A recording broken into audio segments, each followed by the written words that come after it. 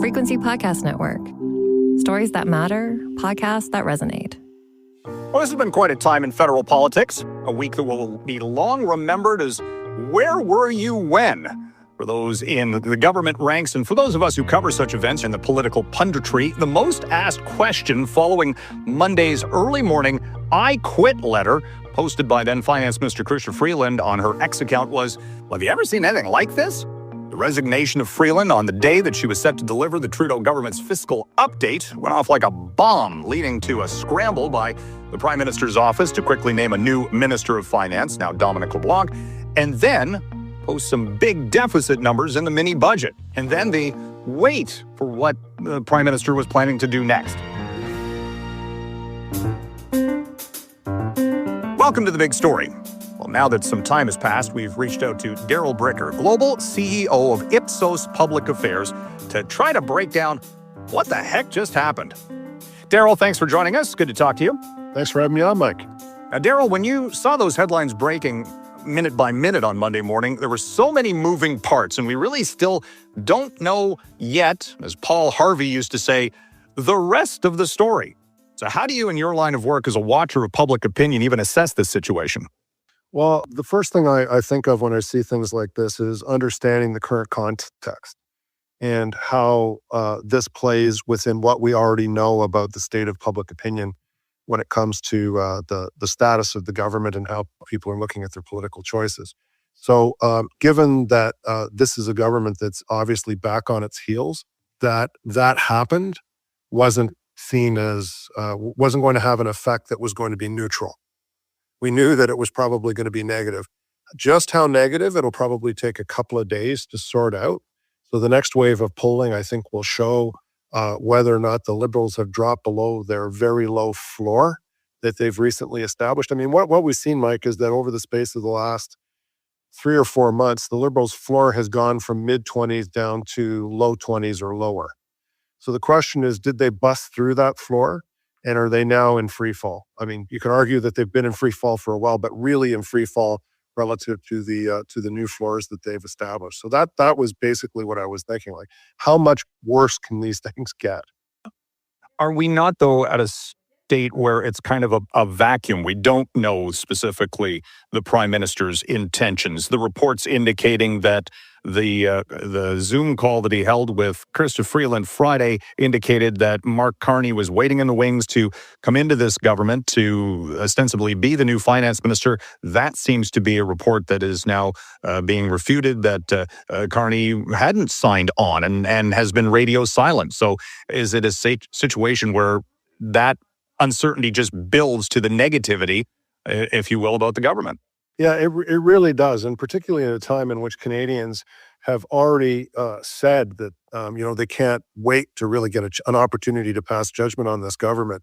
I think it heightens that sense that there needs to be a change. I mean, we put out a poll last week, Mike, that showed that 78% of Canadians said 78 said that we need to have a new party in power in Ottawa. That's as high as I've ever seen it, and this was before the events of Monday. Did the fall economic statement have any play at the end of the day? I mean, that was supposed to be the big story Monday. It certainly wasn't. The deficit numbers were well above estimates, and yet and all, at the end of the day, it seems like that is almost a second thought at this point, because it's fine for the government to do a 5-year forecast for a government that may not even last the next few months. Well, it's not like this government has a reputation with Canadians as being fiscally prudent. So that they busted through their deficit guardrail would probably not be a surprise to the Canadian public. The opposite probably would be a surprise to the Canadian public. So I think that whatever the bad news relative to the deficit situation was from the fall economic statement was something that people were already probably anticipating. Did those numbers, when you hear, a $62 billion deficit, a $48 billion this year, and then on and on and on, does that in any way, shape, or form make it even more difficult for an incoming government or the next government to deal with a problem that doesn't seem to be getting any better? Well, what it does is it sets a marker as to what the issue should be for governments to address. So The issue with this particular government is not so much the actual number as much as the direction. It always seems to be more every time they talk about it. So the question for the next government is, can they make it less? Now, what does less mean? Well, less means more than what it was just announced to be. So I think the numbers are generally more directional. It's really more about progress and actual progress rather than a commitment to progress. What about the timing of how this all transpired this week? Parliament is now off for the next several weeks for the Christmas break. Do you think that gives Trudeau some time to consider? That's what the indication seems to be. And yet, before Parliament resumes, look, the Trump tariffs are going to happen potentially well before that. So theoretically, Christmas break may be happening, but it might not be as long as they first expected. Yeah, well, there is a Christmas break. I don't know what the mechanism would be for calling back Parliament earlier. Maybe if the Prime Minister himself makes some sort of an announcement and asks for Parliament to come back earlier, maybe that's that can happen. I mean, they, in cooperation with the NDP, I suspect that they could be able to do that. But I think the only thing that I could think of is if the Prime Minister decides to make an announcement about his future, which he would definitely, I would expect, do outside of the House. And if that happens, then maybe whoever the appointed person is to run the government maybe could call the government back earlier. But one of the things on this, Mike, is that the Prime Minister doesn't have all the cards himself. I mean, Jagmeet Singh also announced that he thought that the Prime Minister should resign. And, they're hinting around that, the right non-confidence motion could get their support, and the government could fall even if the Prime Minister doesn't want it to fall. So there's a lot of cards to be played here, a lot of parliamentary intrigue to work itself out at a time in which Canadians are very worried about the cost of living, are not happy about the direction of the country, and very, very short term in their views of their own personal financial situation, and very troubled. Well, let's delve deeper into that if we could, because that has been sort of the shifting narrative, just as inflation built and prices for everyone went up, cost of living became the top line issue. The government has tried; they've tried to put this narrative out there that they're helping, but at the same time, was anybody actually buying that when they still have to go to the grocery store and pay what they were paying for food? No, in fact, they weren't. And that's the thing. I mean, so there's a couple of things to focus on here. One of them is, do people actually think that the problem is inflation? So is it the number that shows up in the report that's issued by Statistics Canada? And the answer is no. I mean, that's what they might call it, but what they're really talking about is the cost of living. So their check on whether or not prices are under control is every time that they go buy gas, every time they go to the grocery store, every time they consider things like the Christmas gifts that they're going to be buying for their friends and family. And at the moment, they're seeing prices going up for all of those things, at least in their mind. And then whatever is happening to the inflation number is not correlated to that, at least it's the way that they look at it. The next thing is how they're actually dealing with this. And the way that they're dealing with it is they're cutting back. So every time we go out now and we ask people survey questions about, okay, say, for example, are you going to increase your spending this year for Christmas gifts? And we asked this after the announcement about the tax holiday, and that number's down by 10 compared to where it was last year. So if the effect of the contribution that the government was going to be making to the lives of people through tax relief was meant to inspire people to spend more, they certainly didn't get the message. So we're feeling very short term in our perspective, very oppressed in our perspective about the economy, and really looking at things to change. Well, Chrystia Freeland's exit letter basically called that a political gimmick, the GST holiday. Was that again a communications failure, in as much as it seemed to be a plan that was cobbled together on a napkin at the very last minute, that hadn't been put in place months ago to really telegraph it and sell it and make it sound, whether it's more than it actually turned out to be, but, again, from a political spin standpoint. Yeah, well, they probably were looking at what Doug Ford was doing in Ontario and seeing that, he had a pretty big lead over the Liberal Party, and this was kind of his strategy, so why don't we have a little bit of that? That's the way it felt like. But the difference is that this is not part of the profile that voters have for this particular government. And when they see this government spend a lot of money, they don't see it as being so much relief as them being imprudent. And that was reflected in the outgoing finance minister's letter. So I just look at the data and it just says, if this was supposed to inspire me to spend more, it didn't. And why didn't it? Well, because I think the public looked at it and said, this is probably more trouble than it's worth. Well, from a narrative standpoint, getting back to the finance minister's resignation letter, it wasn't implied in that letter back to the prime minister, but there's a lot of discussion today about this idea that this was another strong woman cabinet minister being pushed to the sidelines in the Trudeau government. Is that, it sounds like piling on at this point, but is that another thing that people are going to look at, whether it's true or not, that they see this as a narrative of coming out of the government, that it's like, they say one thing, but they inevitably end up doing something else? Yeah, I think that there is some merit to that. And given that they made such a big deal out of it.